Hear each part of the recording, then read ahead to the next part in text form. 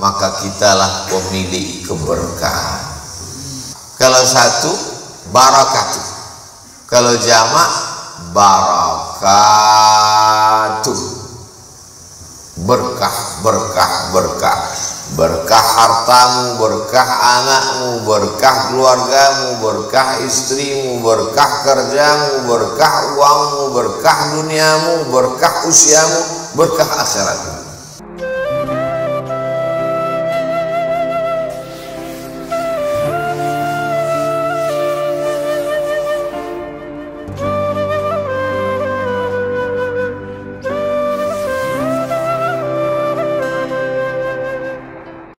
Jadi kalau ada orang yang hatinya sudah tidak berbolak-balik antara makan haram, riswah, korupsi, sogok dengan makan uang yang bersih. Saya ini Pak Ustadz, hati saya sudah tidak berbolak-balik. Kenapa? Karena saya hanya mendapatkan yang bersih saja. Kenapa Bapak bisa tidak berbolak-balik? Apakah Bapak sudah sampai ke level Fuad itu? Bukan, karena memang tidak ada kesempatan.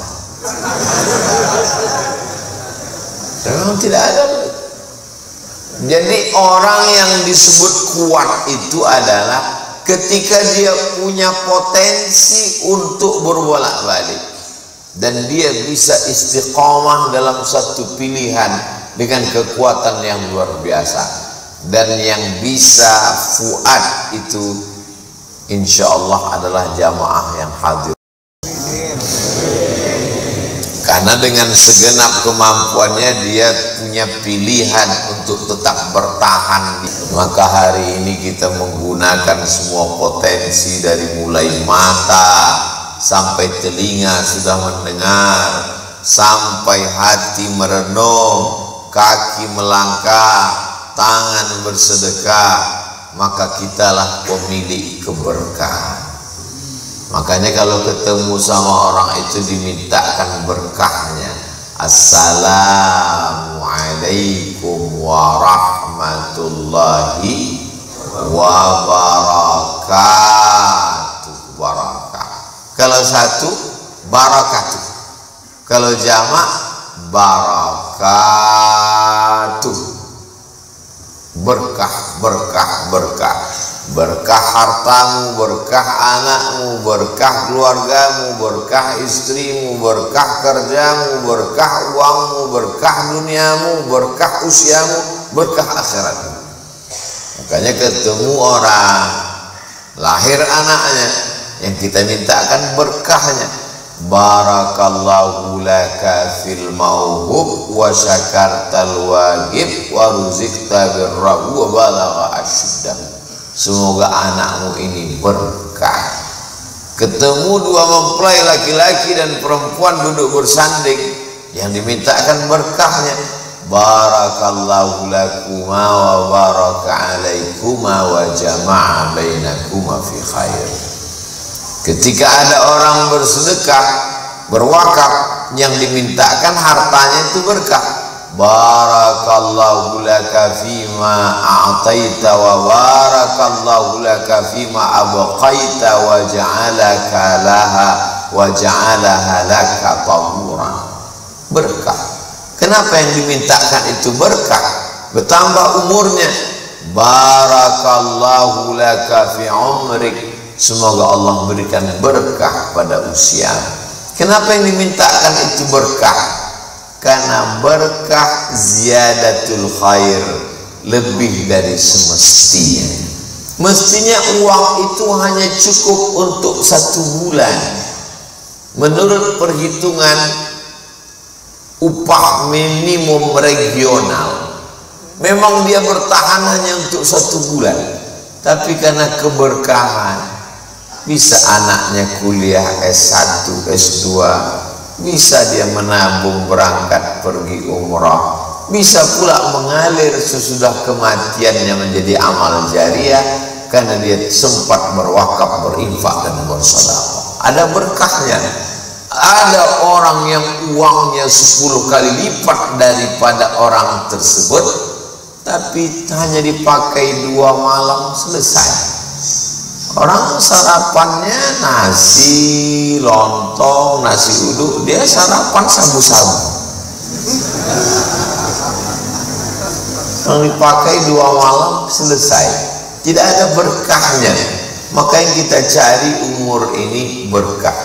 Umat Nabi Muhammad SAW itu letak kemuliaannya pada keberkahannya itu. Kalau dia dapat malam yang penuh berkah itu, inna anzalnahu fi lailatin mubarakah, kami turunkan dia pada malam yang penuh dengan berkah. Kalau dapat berkahnya, Lailatul Qadri khairum min alfi syahri, lebih baik daripada 1000 bulan. Kenapa? Karena dia malam yang penuh dengan keberkahan. Jadi kalau ada orang bangga menjadi umat Nabi Nuh, Nabi Nuh itu meninggalnya umurnya 950 tahun.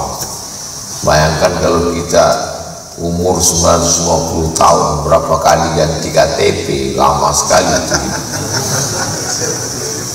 Nabi Muhammad SAW katanya umur umat dia itu baina sittina wa sab'in, antara 60 dan 70.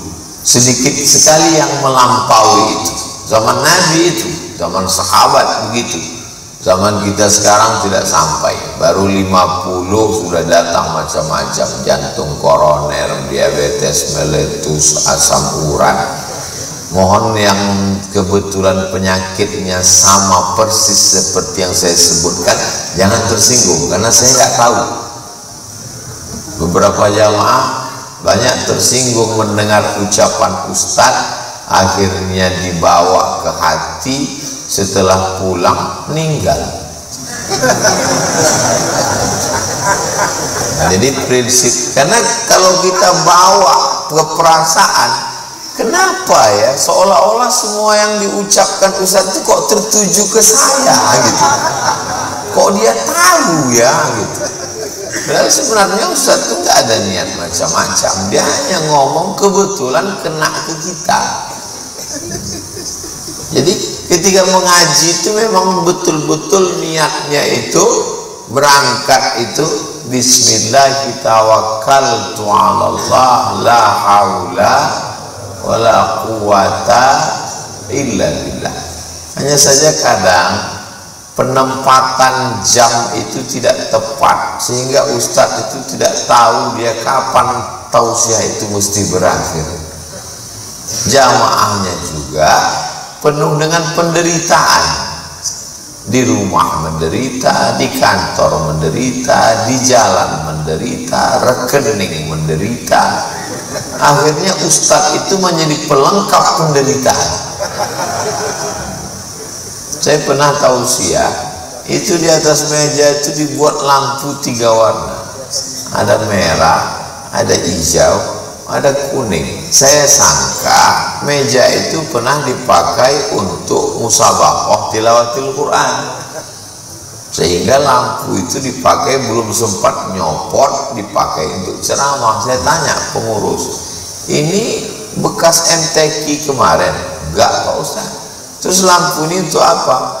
Memang bagi ustadz yang ceramahnya terlalu panjang kami kasih kode, kalau udah lewat hidupkan kuning, ten. Insya Allah Ustaz Abdul Somad tidak kena begitu, karena dimanapun tausiah dia pasti 600 ml 60 menit. Tadi saya mulai jam 6, jam 4.15. Insya Allah jam 5.15 akan selesai dengan sendirinya. Itu yang biasanya minumannya pakai botol, tapi yang 3 serentak begini baru kali ini. Memang Masjid Al-Ikhlas ini luar biasa. Orang berangkat dari rumah membawa nama Allah, bismillah tawakkaltu 'ala Allah la haula wala quwata illa billah. Masuk ke dalam masjid yang dipakainya juga nama Allah, Allahumma ftahli abwaba rahmatik. Mengawali ibadahnya, dia angkat kedua tangannya, dia katakan nama Allah, Allahu Akbar. Di dalam iftitah saat berdiri, dia serahkan semuanya kepada Allah. Inna salati wa nusuki wa mahyaya wa mamati lillah. Di ujung tasyahudnya sebelum salam, dia serahkan 4 juga kepada Allah. At-tahiyatul mubarakatus salawatut thayyibatu lillah. Jadi kalau hidup ini diserahkan kepada Allah, apa balasan Allah? Wa huwa yatawallas salihin. Hidupnya Allah yang ngurus, hidupnya Allah yang ngatur. Jadi kalau ada orang stres, depresi, dia masukkan dunia beserta isinya ini ke dalam kepalanya yang hanya nomor paling besar. Kepala saya ini termasuk yang agak besar, nomor 9. Maka orang heran, Ustaz ini badannya kecil kok kepalanya besar, kata dia. Saya bilang, Allah Ta'ala membagi kepala itu dulu saya nggak minta, nggak ada request. Maka kita tidak boleh mencela orang karena sukunya. Tidak ada orang yang pernah minta jadi orang Jawa atau jadi orang Batak atau jadi orang Tionghoa. Itu pemberian Allah Subhanahu wa Ta'ala. Ada yang kita ini bisa memilih antara mau sholat subuh atau tidak. Itu memilih. Kamu kenapa nggak sholat subuh? Maka kita boleh marah ke anak kita karena dia salah pilih antara sholat dengan enggak. Kamu kenapa enggak sholat? Tapi kita nggak bisa marah sama orang karena sukunya, karena suku nggak bisa milih. Kenapa Ustaz Somad jadi orang Sumatera? Loh, saya dulu nggak bisa milih. Malaikat nggak pernah datang bawa multiple choice.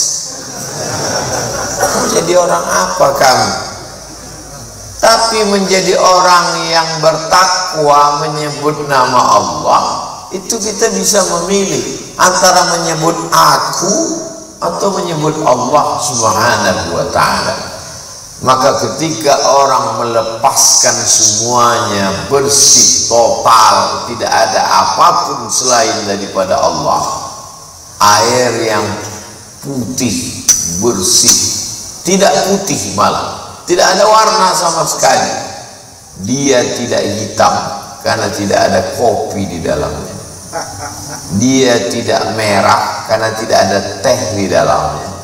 Dia tidak manis karena tidak ada gula di dalamnya. Dia tidak pahit karena tidak ada racun di dalamnya. Dia tidak asin karena tidak ada garam di dalamnya. Dia yang murni, bersih, tidak ada campuran apa-apa.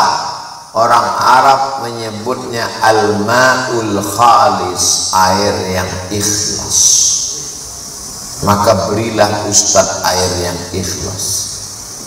Supaya apa? Supaya tenggorokannya tidak rusak oleh gula. Ustadz tidak boleh dikasih kopi sama teh, karena kalau tenggorokannya yang panas habis berceramah itu dikasih air gula, itu tidak panjang umur suara. Nanti berumur dia 50, 60 kalau jumpa, apa kabar? Sudah ngopi belum? Rusak kita suaranya. Masjid Al-Ikhlas ini memberikan saya 3 pilihan. Ustadz mau minum teh atau minum kopi atau air. Karena beberapa ustadz kadang menyindir, masa tausiah nggak ada tehnya. Maka Masjid Al-Ikhlas memberikan pilihan. Tapi di antara yang paling bersih, paling tulus, paling ikhlas, al-ma'ul khalis, air ikhlas itu karena tidak tercampur dengan apapun, disebut dia dengan air yang ikhlas. Kita selalu menyebutnya air mineral. Lalu kemudian berat, ada brutu, berat kotor, karungnya, sampahnya terhitung di dalam, tapi ada berat yang bersih, namanya netto. Netto itu grup band Pak Ustadz, itu Leto. Netto bersih. Orang Arab menyebut yang bersih itu al-waznul khalis, berat bersih, tidak masuk sampahnya, tidak masuk kotorannya, tidak masuk batunya, tidak masuk karungnya. Netto berat bersih, al-waznul khalis. Ada air, dia keluar tidak tercampur dengan darah. Mimbaini farsin wadamin. Farsin kotoran, warnanya hitam. Damin darah, warnanya merah. Kalau dia terkontaminasi oleh kotoran, maka dia berubah jadi hitam. Kalau dia kena menyentuh darah, maka dia menjadi merah.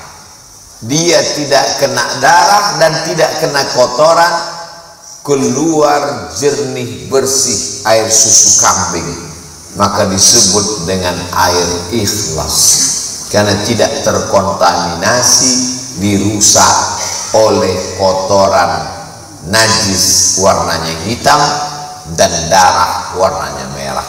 Begitulah Allah memberikan contoh perumpamaan supaya hati kita ini tulus, bersih, tidak ada apa-apa.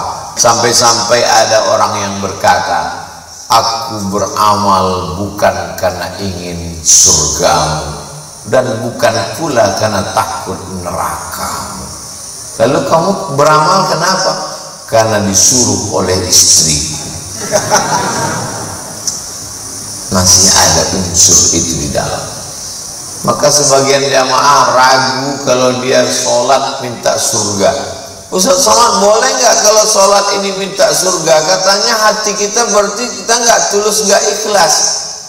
Ikhlas nggak ikhlas itu bukan pakai rasa, tapi pakai hukum syariat Islam.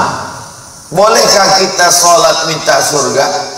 Wasari'u ila maghfiratin min rabbikum wa jannatin arduhas samawati wal ardh. Bersegeralah kamu kepada ampunan, beribadah kepada Allah untuk mendapatkan surga seluas langit dan bumi. Kenapa tidak boleh minta surga? Allah yang nyuruh minta surga.